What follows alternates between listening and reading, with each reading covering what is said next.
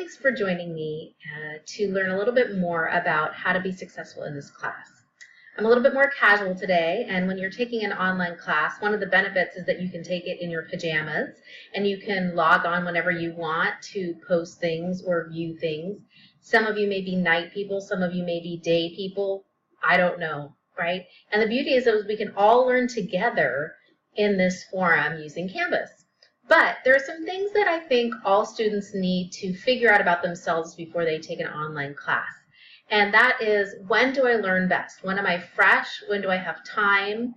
And how do I make time to fit this course in my life? So please read the information above on this page about how to schedule your time. One of the things I mentioned is a calendar. I'll show you my 5 days a week. I use this calendar at home as it's actually my mouse pad, and every week when I want to plan, I flip the page and start over again. I know that paper is becoming more obsolete, but I actually really need this to get organized for myself. So I suggest you try to find a tool that works for you. It may be an online calendar, it may be a calendar that's a hard copy, it may be just a list or a piece of paper. I think just looking at your schedule is one way to get started, but your schedule doesn't have everything on here. The schedule is really what's due in the class.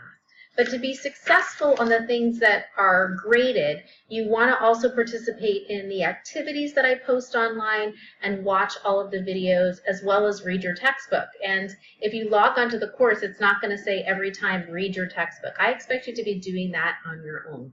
I actually encourage students to read the textbook first before watching my lecture. My lecture is meant to enhance the learning, not necessarily replace the textbook. They also work hand in hand.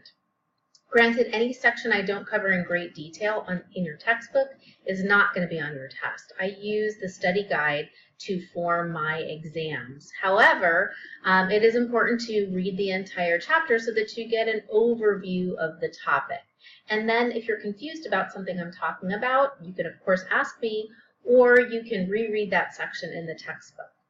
Some other helpful hints: the diet self-study takes some time, so I encourage students to read through all of the instructions first and watch all the tutorials so that you're successful with that. In terms of the quizzes, you have 20 minutes to complete each quiz once you hit go. I suggest that you lock yourself in a room. You make sure that no one is going to interrupt you. Don't answer the door. Hope there's no emergencies, because once you start that quiz, you only have 20 minutes. 20 minutes is enough time for you to complete all the questions and actually go back and do some review. There's 15 questions or fewer on each quiz. You'll know what it is when you click on the quiz. It'll actually tell you the number of questions that you'll need to complete at the top. It will be less than 15. Therefore, I've done a lot of research on how much time should students be given to take an online quiz, and I've come up with 20 minutes as a reasonable amount of time. I expect you to know, after studying the material, most of the answers on there. You'll have time to look up the ones that are confusing, but here's a hint on how to look those up. I actually suggest you print out your study guides that I provide to you, or your study tips each week. And you can write and take notes on that as you're reading your textbook and watching my lectures, so that when it comes time to take the quiz, you'll have that to be used as a reference. Flipping through your book is a little ineffective because there's so many pages and it's hard to find what you're looking for. But if you have your study tips out and completed, and I suggest handwriting them because I think that's a great way to learn information, is by you watching it, you reading it, and then you writing it. So I suggest you write out the answers by hand and have that with you during the quiz. And if you do, you'll notice that you'll be pretty successful within 20 minutes and hopefully have time to review your answers.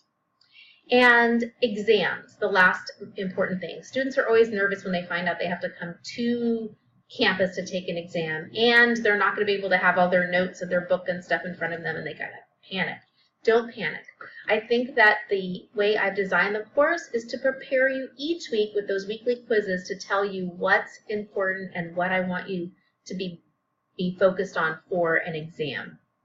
Also, I will do a thorough review before the exam comes. The week before, I'll do an online review in Canvas, and you can either join me live or you are able to watch it at a later date. And I'll give you more information as that gets closer. But you can look on your course syllabus and see when that time is and try to block it out now so that the week before you don't think, oh my gosh, I scheduled like, 2 things at that time. So hopefully, and also if you read down below, I'm going to make you read in fine print below, it tells you a little hint about what you can bring to the exam to be successful.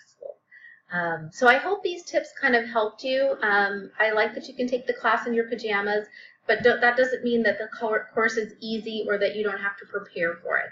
Make sure you schedule enough time in your week so that you can be as successful as you want to be.